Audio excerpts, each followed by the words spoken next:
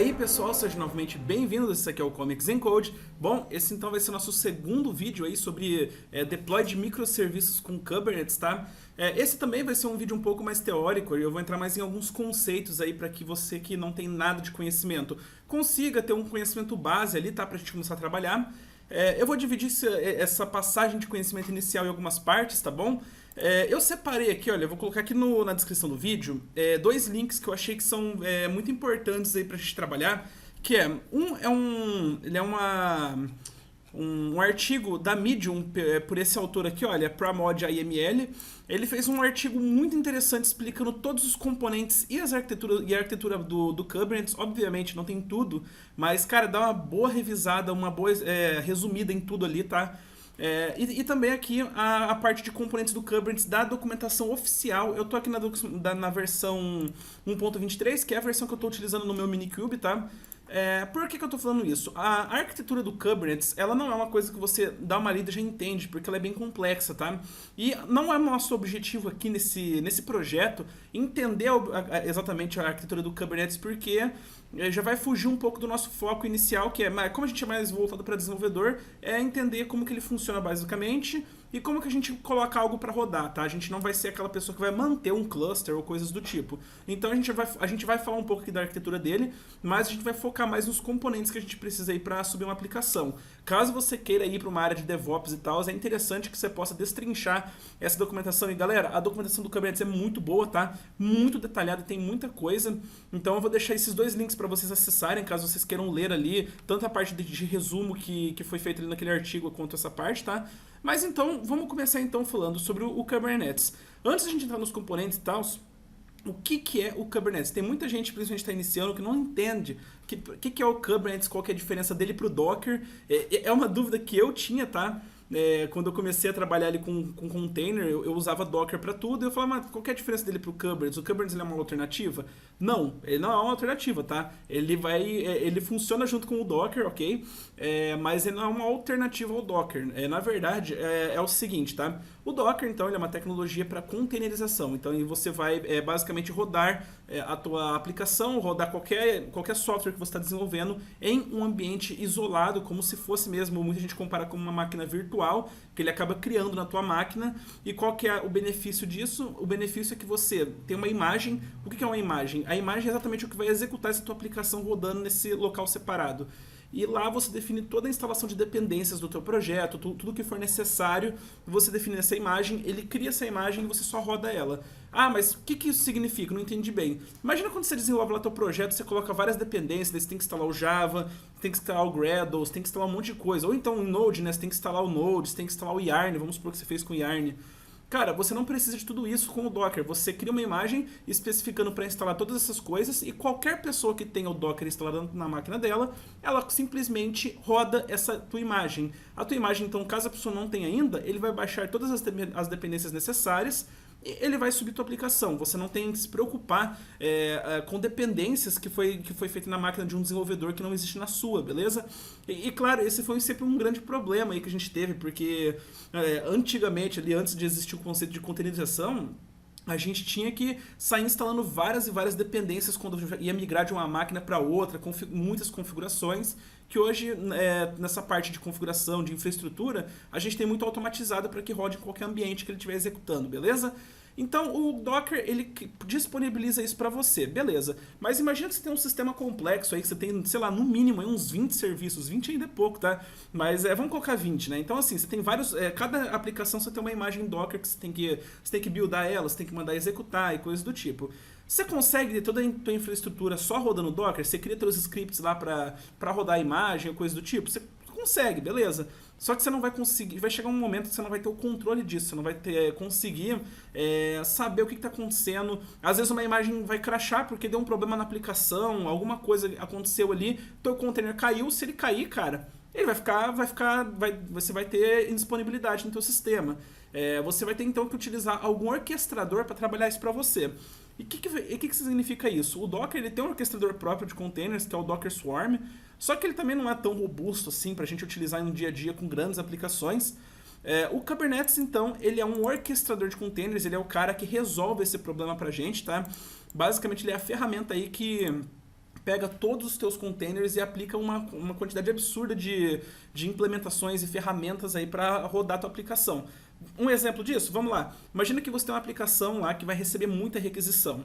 O Kubernetes, então, você consegue especificar que você quer que você simplesmente com uma configuração, ele vai executar, ele baixa a tua imagem que você criou, beleza? Você criou a tua imagem com o Docker, só que não é você que executa diretamente. Você tem um arquivo de configuração que você pede para o Kubernetes executar com 3 réplicas. O que significa isso? Quer dizer que ele vai subir 3 aplicações suas, cada uma em uma separada num pod, que a gente vai falar mais pra frente o que é um pod, tá? Mas basicamente são 3 instâncias da tua aplicação rodando. Então, quando você está tendo uma porrada de gente acessando e fazendo requisição, o Kubernetes faz a separação de balanceamento de carga. O que é isso? Balanceamento de carga é um outro conceito que a gente vai falar mais pra frente, tá?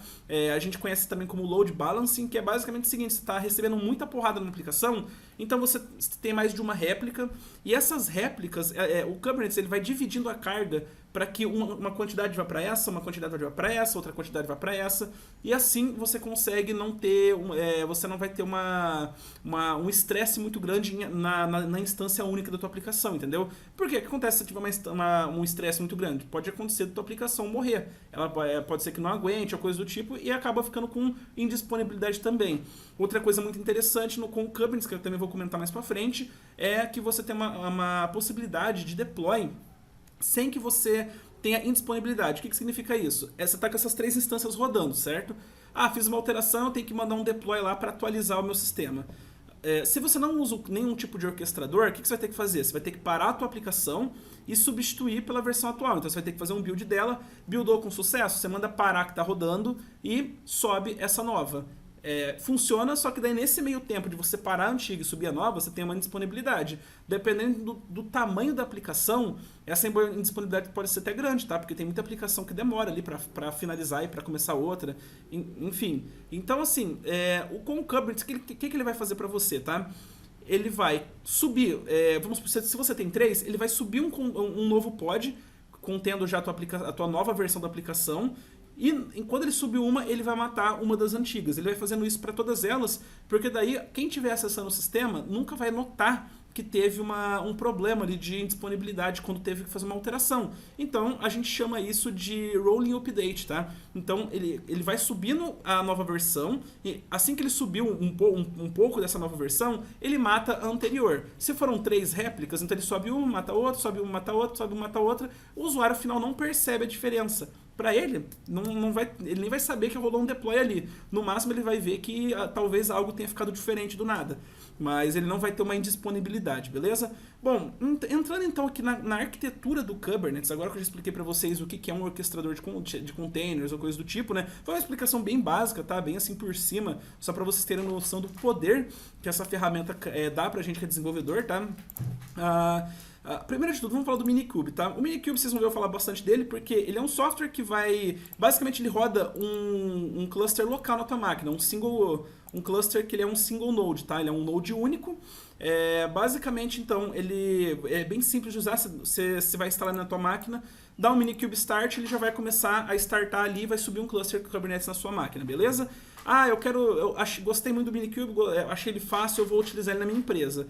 Você pode usar para ambiente de desenvolvimento, mas não utilize ele em produção. Ele não é uma ferramenta de uso em produção, beleza? Bom, falado então o que é o Minikube, inclusive instalem na sua máquina, caso vocês não tenham, tá? Bom, agora na questão de componentes do Kubernetes, vocês vão ver muito dessa imagem aqui, olha. Aqui nesse artigo ele colocou uma imagem um pouco parecida. Vocês vão ver então que a gente tem aqui o que a gente chama de painel de controle, ou control plane, tá? E também os nodes, beleza? E dentro dos nodes vocês vão ter alguns nomes aqui, olha. Kproxy, Kubelet. A gente vai entrar no conceito de alguns deles, não de todos eles, tá? Porque é muito conceito. E isso aqui é bem na parte de infraestrutura mesmo, de arquitetura do Kubernetes, que a gente não vai acabar mexendo, beleza? É mais interessante que você entenda o que é e por que existe, tá? Mas a gente não vai estar mexendo diretamente nesses caras. Basicamente, então, olha, quando você tem aqui um cluster do Kubernetes, A gente vai ter então os nodes. Cada node é como se fosse ali exatamente uma máquina que esteja executando alguns pods do Kubernetes. Então você pode ter várias máquinas. O painel de controle ele vai ter o node master, tá? Ele trabalha com aquela arquitetura master slave. Então o master ele vai ser o painel de controle, ele vai ser o cara que vai gerenciar todos os nodes da tua aplicação. Aí você tem uma aplicação que você tem um cluster que vai ser distribuído, beleza? No nosso caso só vai ter o master mesmo, né? Porque ele só vai subir um node único. Você até consegue linkar outros nodes, mas não é não é o que a gente visa como algo interessante aqui trabalhando com o Minikube, né? E basicamente aqui você vai ter algumas... Deixa eu descer aqui. Aqui então você vai ter o conceito de um worker node, tá? No worker node, então, aqui que você vai estar de fato trabalhando, tá? Você vai ter alguns exemplos do, por exemplo, o que são pods, o que é o kubeproxy, o que é o container runtime e o que é um kubelet, tá beleza? Basicamente, pessoal, o kubelet, ele vai... Vamos começar pelo container runtime, conforme está aqui na documentação, né? A gente tem aqui também na documentação do Kubernetes. O container runtime, ele é o agente de execução de algum container. Então você pode aí criar tuas imagens com Docker, com Containerd, com CRI-O, qualquer uma das tecnologias que disponibilizem uma imagem de container para você, tá? Então o Kubernetes ele vai ser capaz de baixar essa imagem e executar ela conforme as configurações que você está colocando ali, beleza? Esse cara, então, ele é o ambiente de execução dos containers dentro do Kubernetes. Mais uma vez, a gente não vai mexer com isso já existe por baixo dos panos. É interessante só que você saiba que isso existe e por que ele funciona. O Kubernetes, então, ele vai ser o agente primário do seu worker node, beleza? Ele, conforme está falando aqui, olha, ele é responsável por manter o conjunto dos pods que são compostos em vários containers ou em um sistema local, beleza? Ele registra o node no cluster do Kubernetes, envia eventos e status dos pods, ele reporta o status de utilização, várias métricas e coisas do tipo. O kubeproxy ele é o responsável por gerenciar as services do Kubernetes. O que significa service? A service ela vai ser o objeto do Kubernetes que é responsável aí por mapear a comunicação que o Kubernetes vai ter entre outros serviços, entre os pods, como que ele vai direcionar o acesso quando ele vem de algo externo para algo interno, beleza? Exatamente por isso que o nome dele é proxy, kubeproxy. Ele que tem a responsabilidade de fazer o proxy de rede entre os nodes, dentro do cluster mesmo, beleza? É esse cara também que te permite o acesso externo também, tá? Através do service, que o kubeproxy ele é o cara que vai implementar ali a parte do service. E quando a gente fala disso, então, eu já falei para vocês sobre nodes, né? O que é o load balancer? Exatamente, o load balancer ele faz parte de um service no Kubernetes.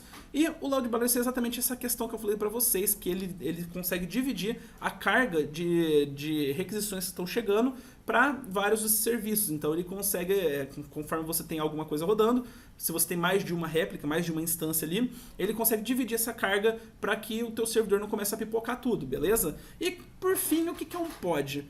O pod, ele é a menor unidade de execução existente no Kubernetes. O que significa a menor unidade de execução? É ele que vai estar de fato executando a tua imagem, beleza? A tua imagem do teu container que você criou. Então, assim, eu posso ter mais de um container dentro de um pod? Sim, você pode. Ficou até engraçado.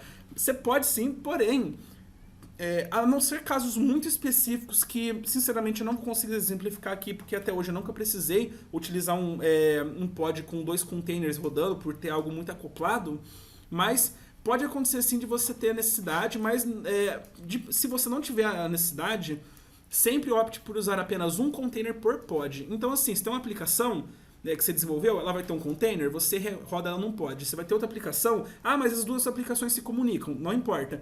Uma aplicação fica num pod, outra aplicação fica num pod. Elas vão se comunicar através dos services do Kubernetes, beleza? Mas não através dos containers. Mas eu tenho uma aplicação que está num container e ela acessa um banco de dados, que também está num container. Compensa eu colocar a aplicação e o banco de dados no mesmo lugar? Não, não compensa. Compensa que a tua aplicação seja um pod e que o teu banco de dados seja um outro pod ali rodando, beleza? Isso é uma questão de boas práticas e que vai te poupar aí uma dor de cabeça. Bom, deixa eu ver se tem mais alguma coisa que a gente pode falar aqui. Eu já falei do kubeproxy, do kubelet. Existe o conceito de scheduler, tá? Você consegue criar ações agendadas aí que vão executar algum tipo de tarefa, tá? Esse é um scheduler comum que a gente vai ter em outras aplicações também. Deixa eu ver, Controller Manager. Exatamente.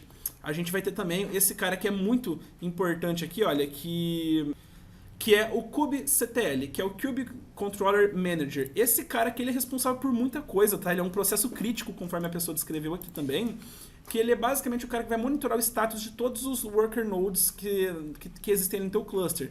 Então, assim, vamos supor que crashou um pod, coisa do tipo, através do kubectl, que ele é um comando, inclusive, que você consegue digitar, e é através dele que você consegue definir réplica, você consegue fazer a autoescalamento de aplicações, você cria, ou você modifica, ou você deleta deploys, você cria serviço, você deleta serviço, você cria... várias das configurações que você for criar dentro do Kubernetes, você vai utilizar o Kube Controller Manager através do comando kubectl, beleza? Esse cara, então, aqui, olha, como eu falei pra vocês, né, tem muito exemplo de como que você vai poder utilizar esse cara aqui. Aqui também na documentação, você vai ter também essa descrição aqui, olha. Opa, cadê? Kube Controller Manager, então ele vai controlar os nós, ele vai controlar os jobs, né? Que esses jobs representam tarefas únicas, ele cria pods para executar tarefas até a conclusão, você vai configurar endpoints, você vai controlar a conta de acesso token. Cara, esse cara faz muita coisa, tá? Ele vai ser o mais importante aí. Existem outros conceitos, né, de etcd, que ele é o armazenamento de chave-valor dentro do Kubernetes, que ele vai utilizar. Você vai ter o Kube API Server, ele é o componente de camada de gerenciamento do Kubernetes, que expõe uma API do Kubernetes, beleza? Então, assim, você vai ter muita... isso aqui é tudo definição da arquitetura interna dele. Mas o que a gente vai utilizar aqui, que a gente vai estar trabalhando, beleza? A gente então vai trabalhar...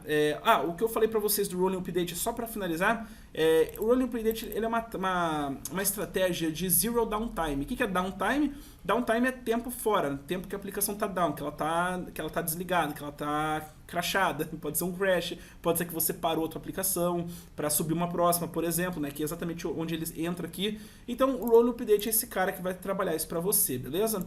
Mas então eu quero trabalhar aqui com o que a gente vai de fato, tipo assim, Vitor, você só me falou o que a gente vai usar, mas o que existe no Kubernetes. Mas o que a gente de fato vai fazer, assim, quando eu falo a nível de colocar a mão no código, o que a gente vai fazer?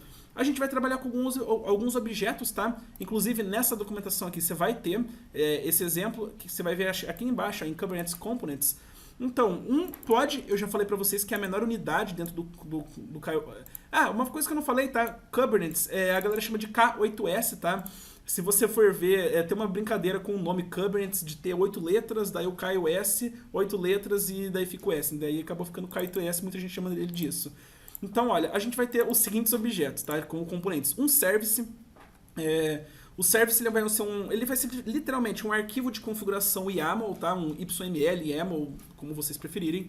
Ele vai gerenciar a comunicação externa entre os nodes e a comunicação interna no nível de comunicação dos pods, beleza? Config map, a gente vai utilizar ele para definir algumas variáveis de ambiente que a gente vai estar utilizando entre os nossos pods, por exemplo, acessos a bancos de dados, acessos a questões específicas de uma aplicação, de uma API, qualquer tipo de variável de ambiente você consegue configurar dentro de um config map, né? O nome dele é bem específico, mapa de configuração, ele é um map, então ele é um key value, tá? É literalmente um YML que define chave-valor. Você vai ter circuits que a gente não vai estar utilizando, volume também a gente não vai estar utilizando, mas ele serve para persistir, para persistência de dados de armazenamento. A gente vai utilizar os deployments, tá? Que a gente vai então criar as réplicas e gerenciar aplicações que são stateless. No nosso caso aqui, qual que vai ser o objetivo do deployment? É ele que a gente vai definir e vai setar ali a gente vai utilizar ele para subir a nossa aplicação, definir quantas instâncias que a gente quer que rode, qual é a configuração que a gente quer que execute um container, quantidade de memória, as variáveis de ambiente que a gente vai puxar lá de um config map, através desse cara também, tá? A gente vai trabalhar também com o conceito de namespace, beleza? Eu acho que ele não colocou aqui o namespace, deixa eu ver. Ele não colocou namespace. Ele chegou a citar, mas eu acho que ele não explica o que é o namespace, mas basicamente o namespace você divide ali por um domínio o teu cluster, então você fala que naquele namespace, ou seja, a tradução de namespace, o nome daquele espaço, você consegue setar ali um conjunto de configurações e um conjunto de aplicações, um conjunto de serviços dentro daquele espaço e você consegue dividir isso por domínios, tá? Isso aí fica mais fácil para você trabalhar com várias coisas que a gente vai ter, principalmente num ambiente numa aplicação muito robusta que pode ser que você tenha um sistema de venda lá, então você vai ter a parte mais relacionada ao produto, a parte mais relacionada a financeiro, pagamento, a parte mais relacionada à venda, carrinho de compra. Você consegue, dentro do Kubernetes, para não ficar tudo em um lugar só, você consegue criar vários namespaces e agrupar tua aplicação dentro desses namespaces. Isso vai facilitar muito a tua vida, fica mais organizado. E a gente vai trabalhar também com esse objeto, mas ele é muito simples, tá? Ele é muito fácil de definir e coisas do tipo. Bom, pessoal, essa aqui era uma visão inicial que eu queria passar aí do Kubernetes, beleza? Como eu falei, não é uma coisa... não é um negócio tão simples de se explicar, ele é muito grande. O que eu falei aqui não dá 10% do que é a arquitetura dele, do que significa cada uma dessas coisas. Por isso, se você ficou curioso, você fala, não, eu quero entender isso a fundo, leia essa documentação do Kubernetes, ela é muito completa, muito boa. Leia esse artigo aqui que eu recomendo demais, muito bom esse artigo, do cara tá de parabéns, o cara que fez esse artigo, resumiu muita coisa. Ele tá em inglês, então caso você tenha algum problema ali com o inglês, coloca uma tradução que eu acho que tá bem de boa para traduzir, tá? E é isso aí, pessoal, se você puder curtir e compartilhar, eu agradeceria muito. Muito obrigado e até mais.